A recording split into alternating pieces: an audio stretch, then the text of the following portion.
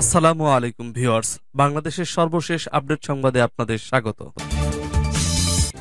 জানিয়ে দিব আমাদের হাতে থাকা সর্বশেষ গুরুত্বপূর্ণ আপডেট বাংলা সংবাদ। স্বাস্থ্যমন্ত্রীর অস্বাস্থ্যকর মগজে কিলবিল করত কুবুদ্ধি, জাহিদ মালিকের অনিয়ম ও দুর্নীতি।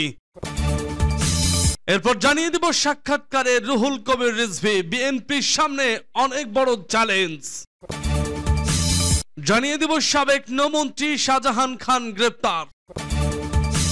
সর্বশেষ জানিয়ে দেব আওয়ামী লীগের মেয়াদে লাইসেন্স পাওয়া 1654টি অস্ত্র এখনো জমা পড়েনি। শুনছিলেন সংবাদ শিরোনাম, এখন বিস্তারিত। তবে তার আগে অনুরোধ থাকবে ভিডিওটিতে একটি লাইক এবং কমেন্টস করে জানিয়ে দিন আজকের এই ভিডিও সম্পর্কে আপনার মূল্যবান মতামত, আর অবশ্যই এই ভিডিওটি আপনার ফেসবুক সোশ্যাল মিডিয়ায় শেয়ার দিয়ে ছড়িয়ে দিন, আর জানিয়ে দিন আপনি কোন জেলা থেকে বা কোথা থেকে আমাদের সংবাদ শুনছেন এবং দেখছেন। স্বাস্থ্যমন্ত্রীর অস্বাস্থ্যকর মগজে কিলবিল করত কুবুদ্ধি, জাহিদ মালিকের অনিয়ম ও দুর্নীতি। একটি মন্ত্রণালয়ের সব ধরনের পরিকল্পনা গ্রহণ থেকে বাস্তবায়ন, বরাদ্দ, বাজেট প্রণয়ন, এমনকি যে কোনো ব্যয় মঞ্জুরি সবকিছুই মন্ত্রীর প্রত্যক্ষ তত্ত্বাবধানে সম্পন্ন হয়। মন্ত্রণালয় ও অধীন সব প্রতিষ্ঠানের অভিভাবক ও রক্ষক তিনি। কিন্তু শেখ হাসিনা সরকারের দুবারের স্বাস্থ্যমন্ত্রী জাহিদ মালিকের ভূমিকা ছিল উল্টো। সিন্ডিকেটের মাধ্যমে বিভিন্ন হাসপাতালের কেনাকাটা, নিয়োগ, পদোন্নতি, বদলি, পদায়ন, ঔষধ ও চিকিৎসা যন্ত্রপাতি সরবরাহ, অবকাঠামো উন্নয়ন সহ সব কাজেই ভাগ বসাতেন তিনি। মন্ত্রিত্বকে আখের গোছানোর হাতিয়ার বানিয়ে শত শত কোটি টাকা হাতিয়েছেন জাহিদ মালিক। করোনাকালে টিকা, টেস্ট কিট, নকল মাস্ক বানিয়ে ও ভুয়া আমদানির দেখিয়ে শত শত কোটি টাকা হাতিয়েছেন জাহিদ মালিক। দুর্নীতির টাকায় নামে বেনামে 1 ডজনেরও বেশি ব্যবসা প্রতিষ্ঠান গড়ে তুলেছেন। ঢাকার গুলশানের আলিশান বাড়ি, গ্রামের বাড়িতে মায়ের নামে বিশাল বাগান বাড়ি এবং এগ্রো ফার্ম তৈরি করেছেন। তাছাড়া বনানীতে 14 তলা ও মানিকগঞ্জে 10 তলা বিশিষ্ট ভবন নির্মাণ করেছেন সভা সেমিনার করতে। মানিকগঞ্জে ছেলের নামে করেছেন বিশাল মিলনায়তন শুভ্র সেন্টার। সাক্ষাৎকার রুহুল কবির রিজভী, বিএনপির সামনে অনেক চ্যালেঞ্জ। 16 বছর দেশকে উন্মুক্ত করার কারাগারে পরিণত করেছিল আওয়ামী লীগ। জুলাই বিপ্লব পৃথিবীর সব স্বৈরশাসকের জন্য সতর্ক বার্তা।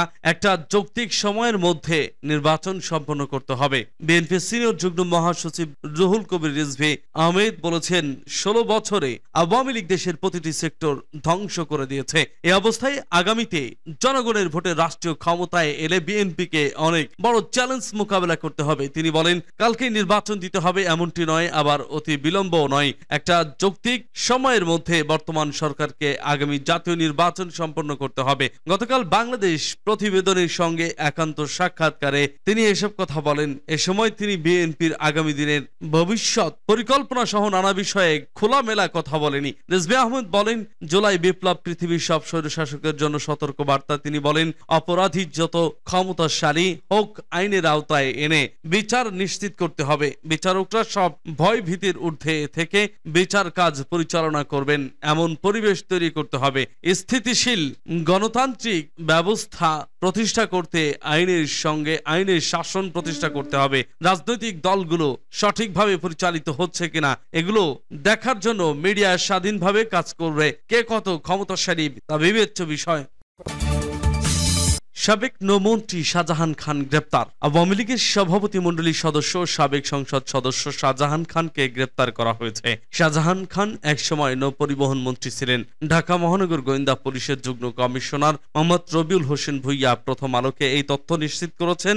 রবিউল হোসেন বলেন, গতকাল বৃহস্পতিবার রাতে রাজধানীর ধানমন্ডি এলাকা থেকে শাহজাহান খানকে গ্রেপ্তার করা হয়। ফরিদপুর মাদারীপুর 2 আসনের সংসদ সদস্য ছিলেন শাহজাহান খান। তিনি প্রথমবার 1986 সালে স্বতন্ত্র প্রার্থী হিসেবে মাদারীপুর 2 আসন থেকে জাতীয় সংসদের পদার্থ নির্বাচিত হন। একই আসন থেকে পরে তিনি বাংলাদেশ আওয়ামী লীগের মনোনয়ন 191, 1996, 2001, 2008, 2014, 2018, 2024 সালের নির্বাচনে সংসদ সদস্য নির্বাচিত হয়েছিলেন। শাহজাহান খান বাংলাদেশ শ্রমিক ফেডারেশন এর কার্যকরী সভাপতি। আওয়ামী লীগের মেয়াদে লাইসেন্স পাওয়া ১,৬৫৪টি অস্ত্র এখনো জমা পড়েনি। মঙ্গলবার রাত ১২টা থেকে শুরু হওয়া যৌথ অভিযানে কত সংখ্যক অস্ত্র, গোলাবারুদ উদ্ধার এবং বৈধ অস্ত্র জমা পড়ল তা গতকাল বৃহস্পতিবার সন্ধ্যা ৭:৩০ পর্যন্ত জানাতে পারেনি পুলিশ সদর দপ্তর। তবে এ সময় প্রথম আলোর প্রতিবেদক ও প্রতিনিধিদের পাঠানো তথ্য অনুযায়ী দেশের ৮ বিভাগে ৯,১৯১টি বৈধ অস্ত্র থানাগুলোতে জমা পড়েছে। বাকি ১,৬৫৪টি জমাযোগ্য বৈধ অস্ত্র এখনো জমা দেওয়া হয়নি। মঙ্গলবার দিবাগত রাতে পুলিশ সদর দপ্তরের দেওয়া তথ্য মতে ছাত্র জনতার অভ্যুত্থানের দিন ও পরদিন ১১ ধরনের মোট ৫,৮২৯টি অস্ত্র লুট হয়। এর মধ্যে ৩,০৬৩টি উদ্ধার করা হয়েছে। মঙ্গলবার রাত ১২টা ছিল সব ধরনের বৈধ অস্ত্র জমা ও দেওয়ার শেষ সময়। উদ্ধার তালিকার মধ্যে বিভিন্ন থানা থেকে লুট করা অস্ত্র যেমন রয়েছে তেমনই রয়েছে লাইসেন্স স্থগিত করা বৈধ অস্ত্র। অস্ত্র জমা দেওয়ার সময়সীমা শেষে সশস্ত্র বাহিনী, সেনা ও নৌ বিমান বাহিনী, পুলিশ, র্যাব, বিজেপি, কোস্টগার্ড, আনসারদের মধ্যে সমন্বয়ে যৌথ আভিযানিক দল গঠন করে অস্ত্র উদ্ধার অভিযান